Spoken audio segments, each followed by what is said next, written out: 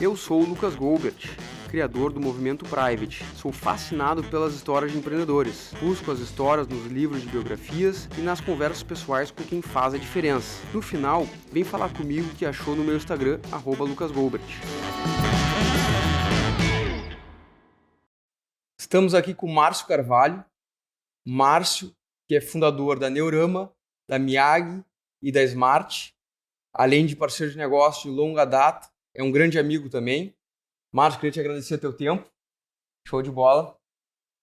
Márcio, conta para nós como é que começou a tua jornada empreendedora, da onde vieram tuas referências, tuas inspirações, e depois vamos falar um pouquinho de como é que nasceram essas 3 empresas. Maravilha. Lucas, antes de mais nada, sabe o carinho, a consideração, a admiração que eu tenho por ti e pela tua construção na Private.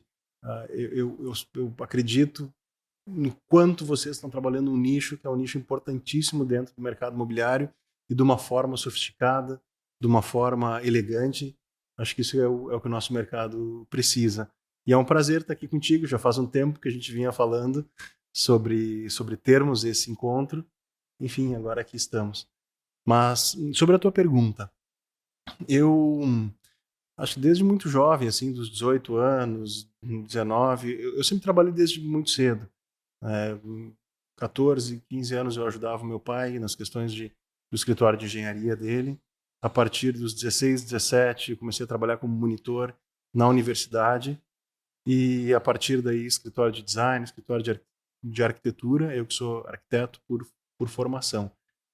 E, de alguma maneira, nessas primeiras experiências, eu sempre formatei uma, para mim, que é uma verdade incrível, que é o trabalho é a forma que temos de contribuir com o desenvolvimento da sociedade. Sim, com o nosso desenvolvimento, mas com o desenvolvimento da sociedade, com a prosperidade, com a nossa cidade, com o nosso estado, tudo que está em nossa volta, né? O trabalho é transformador e eu sempre tive na minha família, o trabalho como um valor familiar.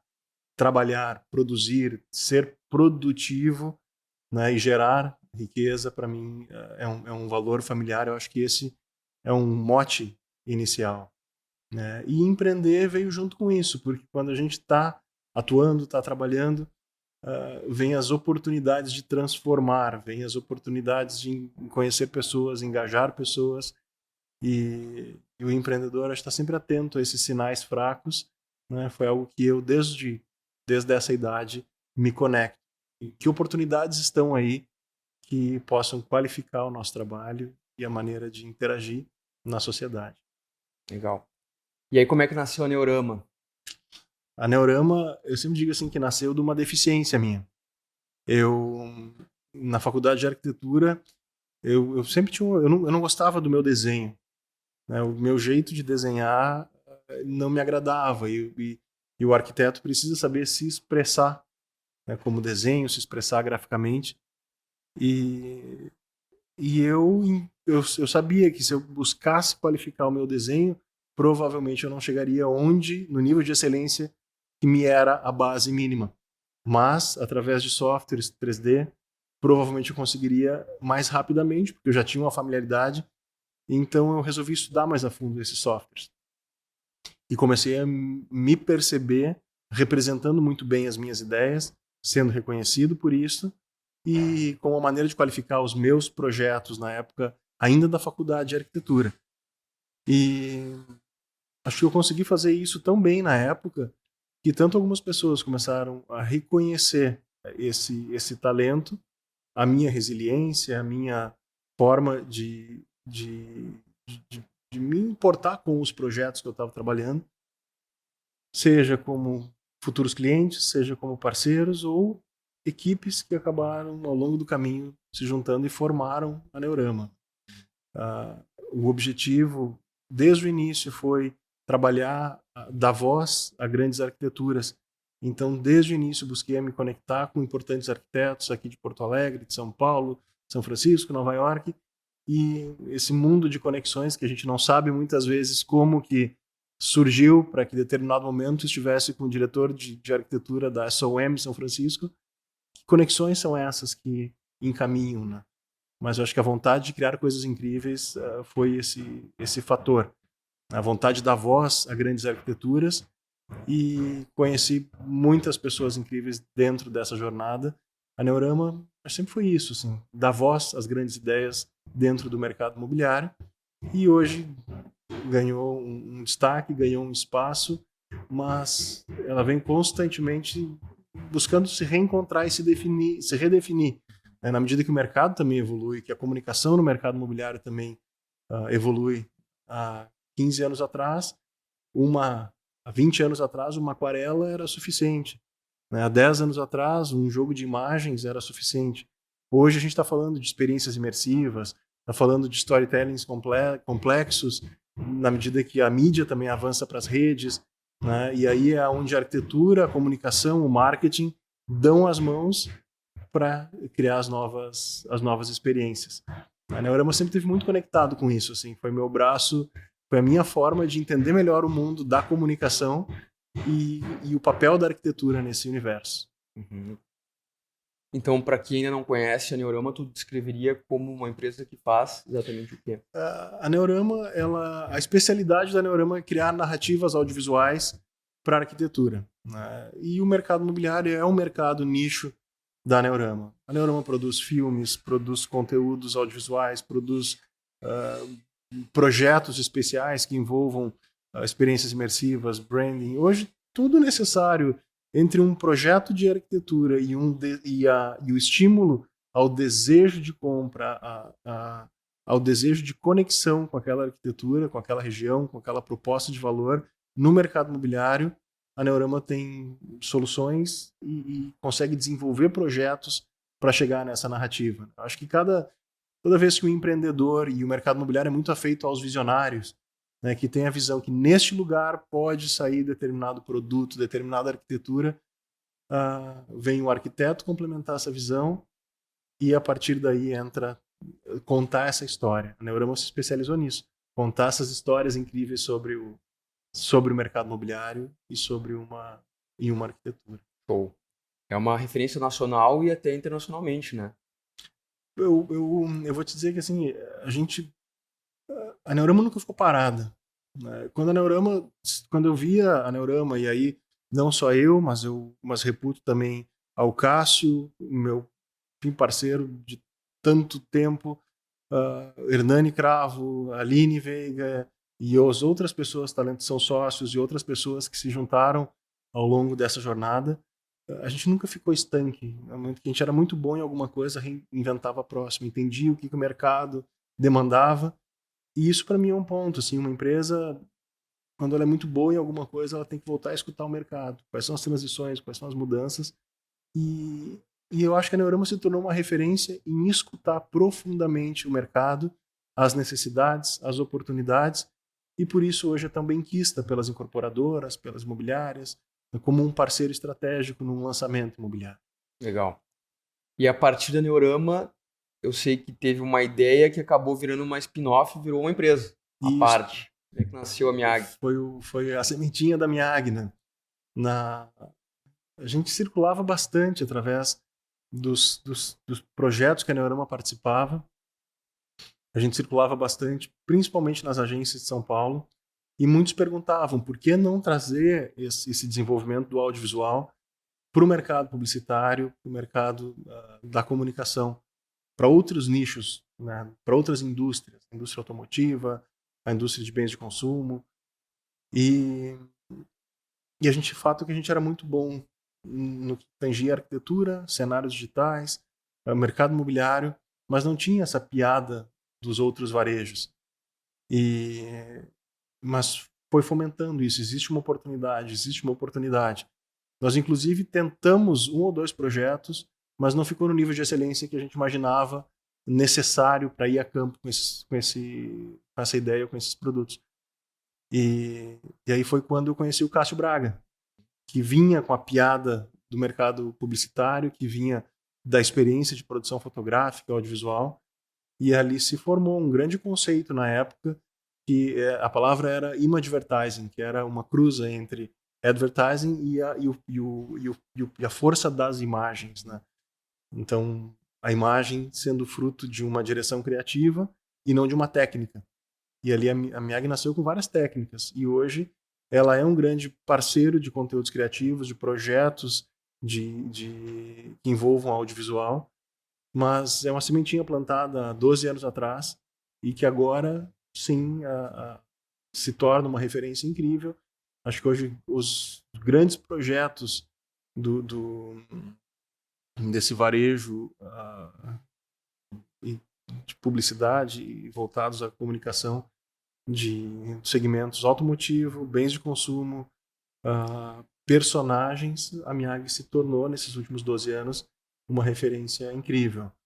Também pessoas fora de série, né? O Carlos Culpa, o Jeff, o Fagner, a Jéssica, o Felipe Correia, também diretor financeiro da Neurama. A gente vai formando uma equipe e quando vê essa equipe forma uma empresa, né? Mas garantir que na base tenham pessoas incríveis e que amam aquilo, e que esse trabalho realmente signifique.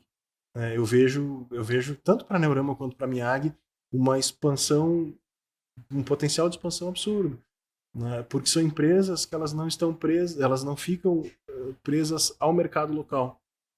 A Neurama, se existe uma crise no mercado imobiliário nacional, não existe no Bahrein, não existe nos Estados Unidos, não existe na China. Então é uma empresa que, pelo modo de trabalho, consegue deslocar o seu mercado e encontrar sempre núcleos e nichos de prosperidade, né? Sempre cuidando para crescer o suficiente, para crescer de acordo com a nossa capacidade de manter vivos esses nichos e essas realidades de mercado, que eu acho que é um dos segredos da longevidade das duas, sabe? Uhum. As duas empresas, a Neurama já vai para quase 20 anos aí da sua fundação e é uma empresa super jovem, né? Ano passado se reinventaram coisas que praticamente se ressignificou a empresa. A Miyagi constantemente se reinventando, se especializando. E eu acho que essa é a sede, assim, que o empreendedor, ele não pode remontar ao ímpeto empreendedor inicial, né? Ele tem que estar sempre renovando esse ímpeto empreendedor, sempre redescobrindo aquilo que vai transformar a empresa, né? Porque, ao mesmo tempo, qualificam alguns processos e, por outro lado, se criam novas oportunidades a partir dessa escuta. A Miyagi hoje é um dos projetos que eu acredito ser um dos mais promissores, além da questão de gestão de ativos digitais de produto, né, onde aí entra Electrolux, Honda, Whirlpool, LG e outras marcas que a Miyagi hoje faz gestão da imagem desses produtos, a imagem digital desses produtos. Também um mercado que é novo, ano passado não existia, dos virtual influencers. Uhum. E aí o CB, que é a versão adolescente do Baianinho, é um case fora de série, sabe? Que é um influencer da marca, proprietário, que simplesmente consegue posicionar através do seu carisma digital uma marca como a Casas Bahia e o Grupo Via Varejo por consequência. Eu aposto muito nisso. Eu acho que essa inteligência dos influenciadores virtuais que começa a ter cruzamento muitas vezes com os reais, né? Já teve duas do Baianinho com outros influencers reais. Acho que esse é um mercado que tende a misturar com o entretenimento de um jeito incrível, né? E eu acho que esse é um dos vetores de crescimento e expansão da Miyagi, que eu não sei qual é o limite. Agora vindo esse assunto de metaverso e tal, deve ter bastante coisa pra explorar aí, né? De alguma maneira hoje, né, sempre chegou a mim esse dado, eu não confirmei a fonte, mas de que o nosso dedo no Instagram, o deslocamento médio, se fôssemos somar cada centímetro deslocado pelo nosso dedo, ele chegou a média de 90 metros por dia. 90, né? 90 metros por dia, uma quadra urbana de lado a lado, através desse deslocamento do Instagram. Então, de alguma maneira, isso já é um metaverso, né? O Instagram ele já é um universo que nos conecta com aquilo ali e nos retira do outro universo. Sim. Muitas vezes ele cria aquele mundinho particular, as redes sociais têm disso, né? A própria questão do sistema bancário, hoje em dia, é o Nubank, é o Banco do Brasil, está tudo no aplicativo. O fato de a gente estar interagindo tanto com o mundo digital, a gente já está no metaverso. Ele não tem mais nada para acontecer, a gente já vive, de alguma maneira, Sim. as relações digitais como prioritárias. Hoje em dia, se o serviço de banco pelo celular, se o serviço de comunicação, um WhatsApp, um Instagram, ele deixar de funcionar, a nossa vida vira um caos. Então isso significa que o digital hoje é quase tão forte ou mais do que o real na nossa vida. E aí, reconectando com a Neurama, ou até mesmo falando da Smart, acho que essa observação, assim, que os desejos e as necessidades, o quanto mudam, né, nesse ecossistema. Né? No momento que o digital se torna preponderante nas nossas vidas, qual é o papel da arquitetura que é intrinsecamente real? Né? O que eu preciso do espaço onde eu moro, onde eu coabito, onde eu convivo, onde eu tenho as minhas relações sociais, digamos assim, físicas, porque não é nem real nem virtual, sim, ela é física. Ou é remota. E aí acho que essas são perguntas que o mercado imobiliário vai começar a se colocar. Sim. Da mesma maneira que, assim, nos anos 80, a figura da família teve uma mudança muito grande, né, que os perfis familiares mudaram. Antes era um apartamento que servia para todos os perfis. Agora, a partir dos anos 80, já mudou. É o filho, é o filho com um dos pais, é a família que atrai mais pessoas, né? Enfim, a família mudou muito. A configuração mudou. E agora as redes trazem isso também, que é o real. No momento que a gente está vivendo um mundo totalmente digital, o real ele se torna ainda mais relevante. As experiências do real se tornam ainda mais relevantes. E aí a arquitetura entra como um resolvedor dessas equações muito potente. Então tem caminho. Acho que tem cada dia são novos dados aí para a gente processar e empreender em cima deles. E puxando o link agora, tu nitidamente é um empreendedor serial, né? Então tu acabou criando a tua terceira empresa, que daí é a Smart, que tu estava comentando um pouco. Como é que nasceu a ideia da Smart, então, a partir dessas duas que já estavam constituídas, né? E onde que tu encontra tempo para tudo isso, né? A Smart, eu acho que ela veio... A Smart, durante um bom tempo, ela era praticamente a minha terapia, sabe? Ele era o meu porto seguro criativo, que era onde eu me permitia ser ao mesmo tempo, arquiteto, cliente e incorporador.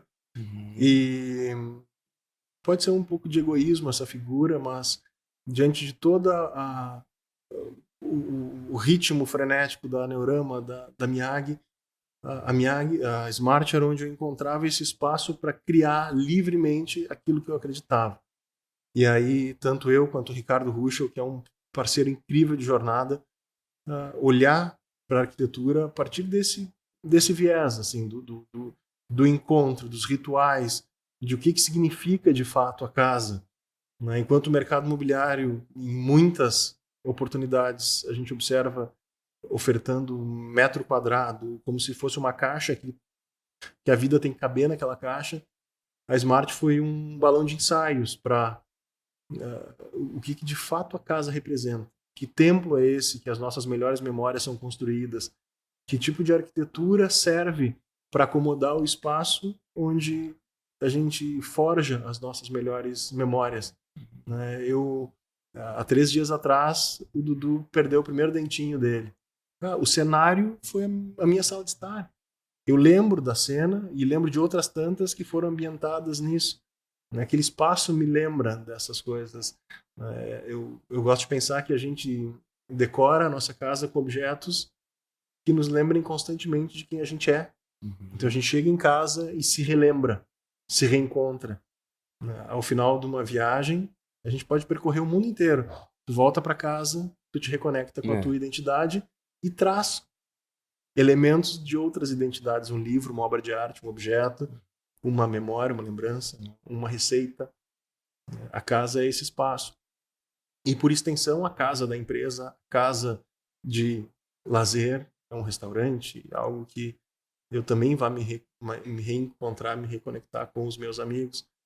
E a Smart sempre foi esse sonho, né, de criar no mercado imobiliário algo estritamente autoral, nichado, portanto, né, e que pudesse responder essa pergunta.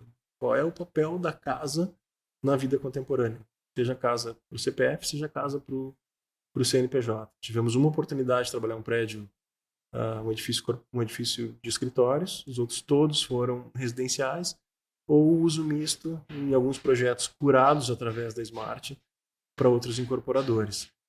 Mas essa foi sempre a busca, criar edifícios conectados com a cidade, que sejam bons cidadãos e que ali dentro as pessoas reconheçam a sua identidade e queiram ter aquele espaço como templo, né, da sua identidade. De alguma maneira, eu conecto muito com a própria proposta de valor da Private, né, que é mover as pessoas para o seu melhor lugar. Né? Isso está conectado com o papel da curadoria. Um arquiteto é um curador, um corretor de imóveis é um curador. A gente percebe desejos, nem sempre manifestos. Sim. E através desses desejos, criar a curadoria exata para que aquele seja o melhor lugar. Então, percebo também ao longo da vida da Smart, da vida da Private, esses encontros de caminhos, não é por acaso que a gente está aqui agora falando sobre isso. É muito interessante, né? Porque eu e o Márcio, a gente se conecta pela Smart e pela Private, né? E dentre essas 3 empresas é onde a gente interage mais. E as empresas nasceram praticamente juntas, né? Isso aí. Mas foi muito interessante. Quando eu entendi o que a Smart queria fazer, eu senti na hora, essa empresa vai muito longe, né? E é muito interessante que a própria Smart foi contratada para ajudar outras grandes incorporadoras a desenvolver produtos, né? Isso. Era um caminho natural e de alguma forma desejado na fundação da Smart, porque através da Neurama eu já tinha uma conexão muito grande com muitos incorporadores e eu fui manifestando essas vontades através da Smart. E a Smart sempre nasceu ancorada na arquitetura autoral, né? Nesse desejo de uma arquitetura que tenha o nosso sotaque, que reconheça o ambiente urbano de Porto Alegre e queira, ou do sul, do sul da América do Sul, eu digo, sabe? E expresse isso sob forma de arquitetura. Alguns parceiros da Neurama, clientes e pessoas que viraram amigos ao longo do caminho, começaram a provocar, e se isso fosse trabalhado numa escala maior? E aí a Smart desenvolveu 2 linhas de trabalho, que hoje praticamente são spin-offs da Smart, uma linha voltada, um núcleo voltado à incorporação e um núcleo voltado ao desenvolvimento de projetos para outros incorporadores. Então essas assinaturas da Smart, empreendimentos incorporados e desenvolvidos por outros incorporadores. É uma forma da gente focar na missão de transformar a cidade um prédio por vez. Eu fico muito feliz, sabe, Lucas, porque quando a gente começou a falar disso em 2009, 2008, a gente ainda vivia na época do condomínio clube, e era tudo, tinha que ser gigante. E de alguma maneira, estava caindo de maduro aquilo que a gente conversava. Poxa, é ir para Buenos Aires, é Montevidéu, e os arquitetos já estavam cavando esse papel de protagonistas no desenvolvimento de produtos e na assunção de risco, porque desenhar um edifício, projetar um edifício, ele envolve um grau de risco muito diminuído com relação a comprar um terreno, desenvolver, comercializar, construir e fazer manutenção depois. E a Smart sempre se propôs a isso, desenvolver esse ciclo completo. Na época, a única empresa que tinha esse mesmo viés era a Stemmer Rodrigues. E eu sempre trago eles porque, além de admirar o trabalho do Paul, da Ingrid, eu acredito que, assim, de alguma maneira, dividimos essa questão de sermos precursores em Porto Alegre, em um mercado que hoje eu vejo assim, mais empresas participando, mais projetos de qualidade. A qualidade da arquitetura no mercado imobiliário nesses últimos 10 anos cresceu tanto, Lucas. E para mim é um motivo de orgulho, sabe? Como arquiteto e como porto-alegrense de criação. Por mais que tenha nascido em Santa Maria, Porto Alegre é a minha cidade. E ver essas novas arquiteturas, ver esses edifícios florescendo, para mim é uma maneira da gente dizer que a nossa geração se preocupou. Que a nossa geração está cuidando dessa cidade e que, assim como hoje tem exemplares incríveis dos anos 50 e anos 60, daqui a 50 anos alguém vai olhar para a geração dos anos 2010. Né? Aqueles arquitetos, aquelas empresas que criaram um caminho para E Porto Alegre. vocês influenciaram muito o mercado nesse sentido, né? Então é muito interessante de ver os desdobramentos, né, as consequências que geraram. E concordo contigo que a paisagem da cidade está mudando, né? Então tu sempre traz, acho que é legal comentar das gentilezas urbanas, né? Uhum. Como é que tu enxerga isso de deixar essa obra para a cidade? A cidade, se a gente for analisar agora, a gente acabou de vivenciar os 250, está no mês dos 250 anos, passou agora na março, né, mas nessa comemoração dos 250 anos de Porto Alegre. Há 250 anos atrás, Porto Alegre era um vilarejo, aos poucos foi conectado o lado norte, o lado sul, pela ponte dos açorianos, né, e foi se desenvolvendo. Então, um edifício por vez, uma casa por vez, a imagem da cidade vai se transformando. Não é o futuro, são as pequenas transformações. Se um edifício por vez a gente vai cuidando da imagem da cidade, a gente tem um caminho de prosperidade, porque a gente que o IPTU, por exemplo, eu gosto de pensar que o IPTU é uma taxa condominial. A gente não se dá conta disso. Parece que a gente está pagando.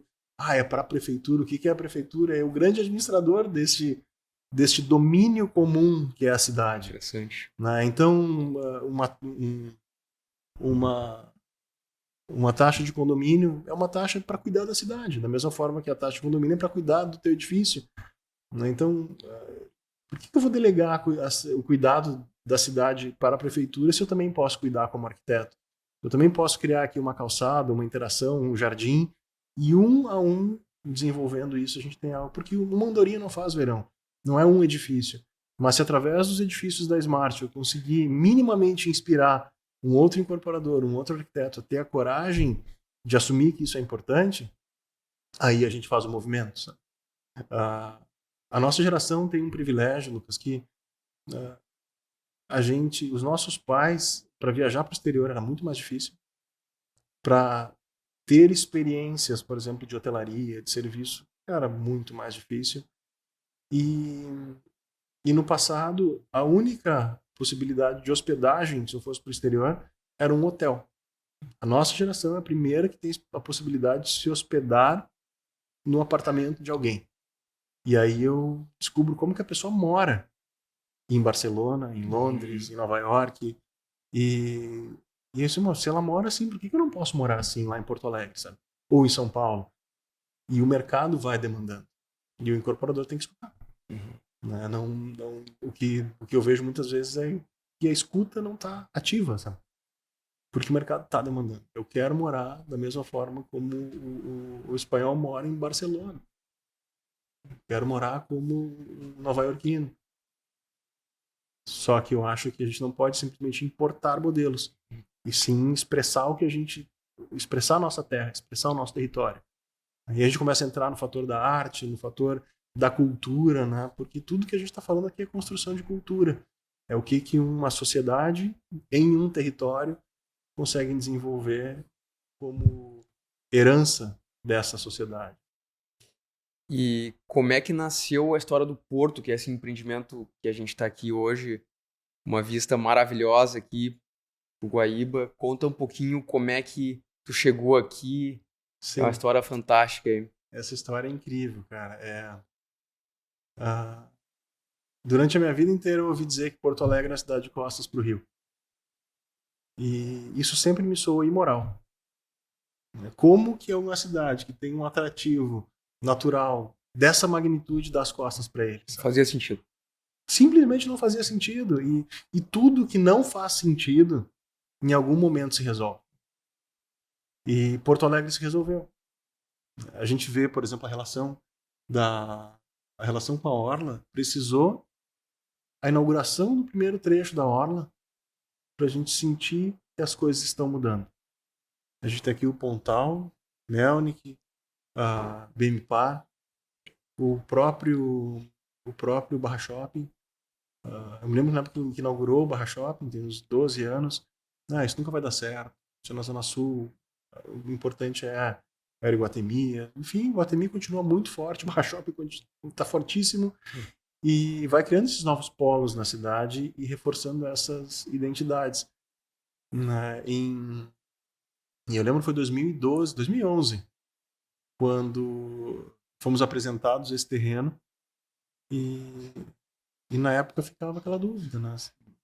Via uma paisagem incrível de frente para o rio e será que o Porto Alegrense vai querer isso, sabe?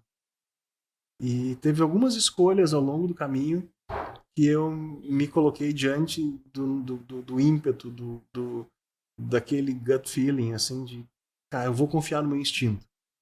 E aí, basicamente, assim, se não tiver 26 famílias que queiram isso numa cidade de 1.500.000 habitantes, então não é esse lugar para a gente empreender, sabe?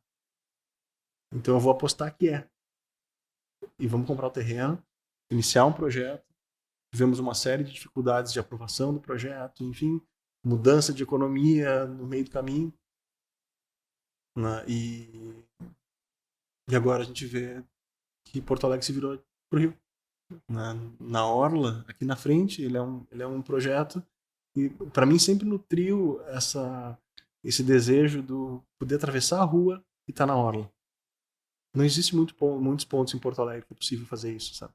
Sim, esse aqui é um dos terrenos mais próximos da água em Porto Alegre. Eu te diria que, a não ser alguns terrenos na zona. Aí a gente está falando de Zona Sul mesmo, Vila Conceição, Vila Assunção, Belém Novo. É o terreno mais a norte que tem essa proximidade. Tá?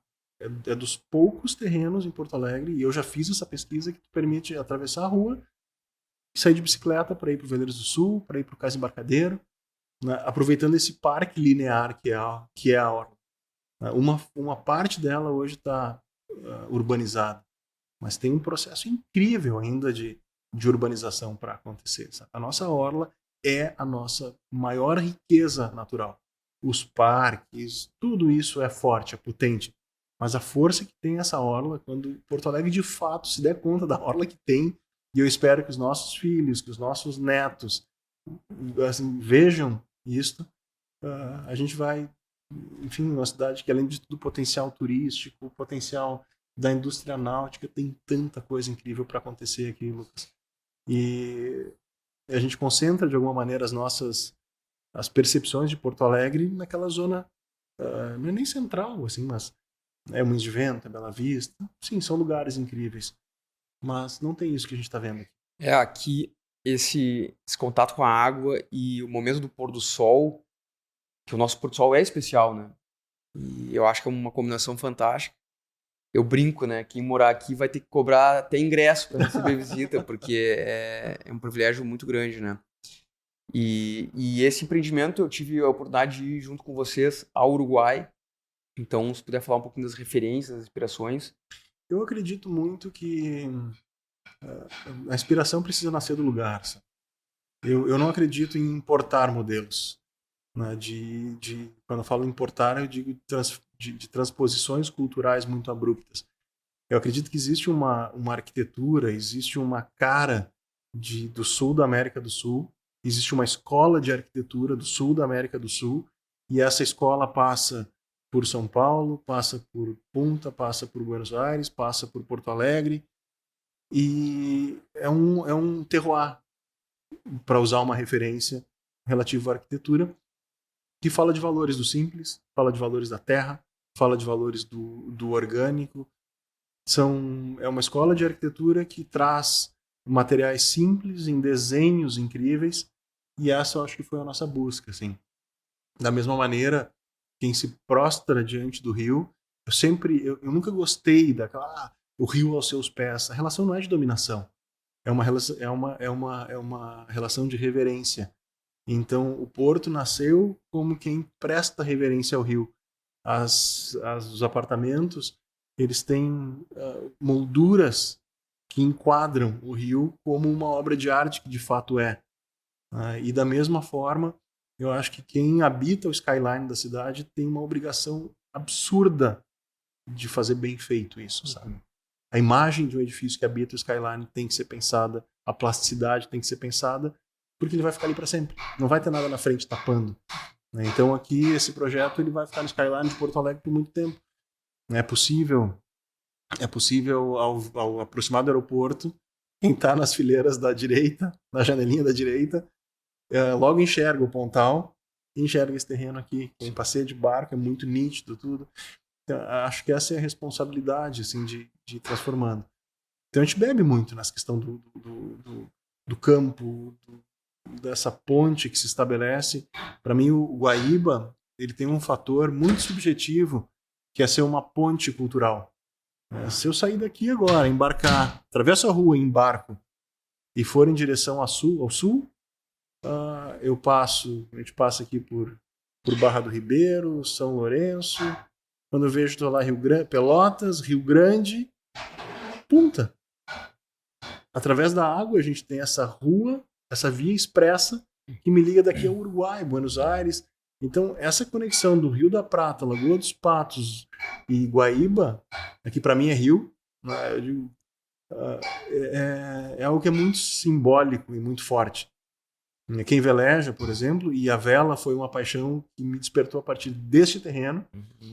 Eu, antes do primeiro tijolo posto de pé, eu já via aqui, vivenciava isso como um morador da região, porque meu programa de final de semana era ir para o Veleiros do Sul, era velejar. E esse rio é tudo. Ele é casa, ele é lazer, ele é passeio, ele é festa, ele é contemplação.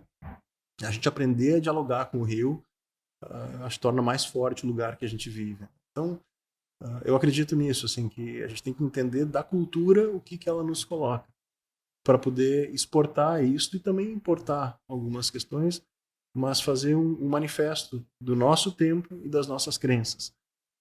Eu acho que é assim que uma sociedade vai cristalizando a sua cultura e vai dando força para ela. Agora, acho que assim, enquanto a gente vivia o desafio do Porto, como tu bem sabes, estivesse lá, eu recebi um convite incrível para me associar ao projeto de revitalização do Laje de Pedra. E a bandeira que estamos trazendo é a Kempinski. Tive a oportunidade de visitar alguns Kempinskis em função agora desse projeto e dialogar com os gerentes gerais destes Kempinskis e falar sobre essa ponte cultural. Né? Como que eu levo, por exemplo, um artista do sul do Brasil até St. Moritz, por exemplo, nos Alpes. Que intercâmbio é esse que eu traga um artista de lá e a partir daí estabeleça essas pontes? Né? Então, a nossa cultura é a maior riqueza que a gente tem. Enquanto a gente não se der conta disso, a gente vai só querer consumir o que se vê pela frente. A cultura é o que transforma. Então, uma arquitetura ela tem que estar conectada com essa cultura, a arte conectada com essa cultura. E daí nasce a arquitetura, daí nasce a gastronomia, daí nasce essas diversas manifestações. Mas enfim, aí eu vou começar a tergiversar aqui sobre esses assuntos, mas cada vez mais eu me vejo advogado disto, sabe? A nossa cultura é a maior riqueza que a gente tem. A gente pode manifestar. Aqui a gente tem a Luísa Croco, das grandes artistas do sul do Brasil e do sul da América do Sul. Né? Mostrei o trabalho de Luísa em Engelberg, em St. Moritz. Quem é essa pessoa, sabe? Como é que o mundo não conhece ainda a Luísa Croco? O que a gente fez de errado para que o mundo ainda não conheça alguém com a potência da Luísa? E o Laje de Pedra, que foi um ícone no nosso estado por muito tempo, tu te juntou com o pessoal e acabaram adquirindo e hoje tem um projeto super relevante lá. Em que consiste o novo projeto do Laje? Né? Em primeiro momento, assim, o José Paim de Andrade Júnior, que eu já trabalho há no mínimo uns 15 anos, 17 anos, que eu o conheci a partir do projeto da Max House junto à Neurama. E meados de 2020 a gente começou a conversar sobre a aquisição do Laje de Pedra. E quando ele trouxe para mim esse tema, eu logo abri um espaço na mente, no coração e na agenda para me dedicar a esse projeto, porque revitalizar o Laje de Pedra para mim não é, independente da oportunidade de negócio, do empreendimento, para mim é uma obrigação como gaúcho. O Laje de Pedra é um grande ícone cultural, é um grande símbolo da nossa serra e recuperá-lo, revitalizá-lo, para mim é uma missão muito digna. E é assim que eu venho trabalhando, sabe? Não é mais do que um empreendimento, é uma causa que eu defendo fervorosamente. Que lá a gente tem uma oportunidade de revitalizar um ícone cultural, de criar uma ponte cultural entre o sul da América do Sul, a Europa, a Cuba, a Ásia, esses outros lugares que habitam em si aqui, uma acupuntura cultural no sul da América do Sul, debruçado também aqui, a gente está falando do Rio, mas lá a gente tem o Vale do Quilombo, né? Se a gente vai mergulhar no simbolismo do Vale do Quilombo, nesse fim dos campos de cima da serra, né? E um dos grandes assim, fatos geológicos, né, que construíram aquela beleza inigualável, né, a gente fica assim, a gente percebe realmente a nossa pequenez diante de tudo que nos cerca e a necessidade de sermos advogados dessa cultura toda que está ao nosso redor. Então, o Laje dos primeiros movimentos foi revelar essa cultura, convidar a Heloísa para trabalhar a metamorfose manifesta numa obra de arte, criar um mirante Laje de Pedra que não só permita mirar o Vale do Quilombo, mas mirar o passado e o futuro do Laje de Pedra, né? Que permita experimentar hoje, através da gastronomia, da arte, da música, nessas manifestações culturais, um teaser do que virá a ser o Kempinski Laje de Pedra. Mas eu mais do que nunca, Lucas, eu escolho as oportunidades a partir disso. O que isso interfere na cultura, o que eu consigo agregar e como que eu consigo, a partir daqui, deixar uma mensagem da nossa geração. Uhum. Sabe, um edifício como esse, ele vai ficar na nossa cidade por 100 anos. Né? E eu espero que os nossos bisnetos, no dia que alguém quiser demolir, eles abracem, digam assim, protejam o Porto, protejam o Iguaçu, porque lá atrás alguém se importou. Né? A gente fala muito em preservar o passado, mas pouco se fala sobre deixar hoje símbolos da nossa geração e do quanto a gente se importa com a nossa cidade. Sabe? Eu acho que o trabalho do arquiteto precisa ser também esse, de mostrar que nos importamos, mostrar que a nossa geração se importou. E só assim, daqui a 100 anos, alguém vai querer preservar. Né? Então, mais preservar é importante, mas criar hoje edifícios, obras de arte, manifestações culturais que no futuro alguém queira preservar, eu acho que é uma aspiração necessária para a nossa geração. Senão a gente só passa por aqui Sim. e não contribui muita coisa. Né? O dinheiro a gente não leva mesmo, então que se deixe cultura. Márcio, tu é um cara muito criativo e quando tu pensa em novos projetos, como é que tu casa toda essa criatividade com essa parte financeira e de business para também viabilizar isso aí, atrair investidores e conseguir colocar de pé, né? Que eu acredito que muitas pessoas têm o lado criativo, mas não tem o outro lado, né? Tu é um cara que consegue unir as duas coisas. Como é que tu enxerga isso? Essa eu acho que é a resposta mais complexa sempre, porque para mim existe uma cadeia que é tentar descobrir a proposta de valor. Onde tem valor isto? Né? Porque o criar valor para as outras pessoas, para mim, é um ponto muito forte para equacionar todo esse sistema. Então, o que a gente cria, se eu estou falando de cultura, ela precisa ter valor para o outro, senão é um valor só meu. E aí é uma coleção. Né? Eu posso colecionar aquilo que eu vejo como valor e, ao mesmo tempo, propor para outros aquilo que eu vejo como valor para ele. O que eu vejo é que existem tantas oportunidades que as pessoas não perceberam ainda e equações de valor que ainda não foram exploradas. E o mercado imobiliário tem uma equação própria de valor, mas é diferente da equação da arte. É diferente da equação da revitalização. Então, criar uma proposta de valor que seja sedutora para um público comprador queira fazer daquilo também algo seu, esse eu acho que é o primeiro objetivo. A partir daí é o raciocínio econômico, a planilha de Excel, mas não tem planilha de Excel que te ensine a como criar percepção de valor e valor genuíno. Existem receitas para empacotar, para embalar, mas para mim o valor genuíno nasce quando a gente percebe o que está na nossa cultura e e as necessidades e os desejos não atendidos. Legal. Bom, a gente poderia ir Sem dias dúvida. aqui, né? Um grande prazer trocar essa ideia contigo. Eu me considero um cara muito privilegiado de ter essa proximidade contigo. A gente conversa muito, aprendo muito contigo. Sou fã da tua trajetória, da tua história aí. E foi uma oportunidade bacana de poder estar compartilhando com as pessoas hoje. Queria te agradecer pelo teu tempo. Querido. e vamos em frente. Maravilha, Bola. Lucas. Obrigado. Sempre à tua disposição, viu, meu velho? Te admiro demais. Juntos. E torço aí para a jornada de muitos anos pela frente, muitas coisas incríveis. Para mim, esse é a base do trabalho. O trabalho tem uma parte que é para o dinheiro, o empreendimento precisa ter isso. A rentabilidade é o que mantém de pé uma empresa, é o que mantém a vontade de trabalhar de pé. Mas criar coisas incríveis é o que está na base do meu desejo. Fazer mais do mesmo, isso não vale o meu tempo, não vale o teu tempo. Para mim, o que vale é a gente deixar uma prova do nosso talento sob forma de legado.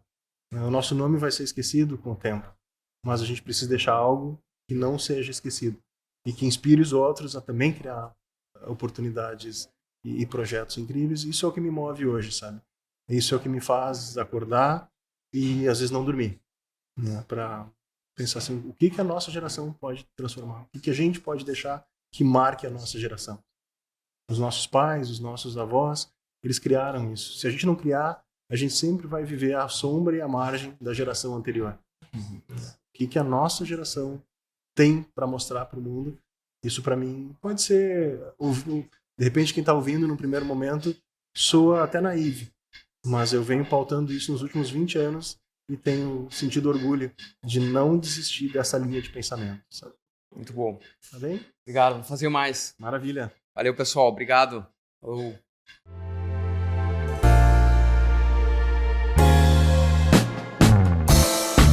Eu sou o Lucas Goldberg. Você ouviu o Movimento Private, um podcast com histórias que eu admiro e quero compartilhar com você. Me segue no Instagram, @LucasGoldberg, e me fala o que achou. Seja bem-vindo.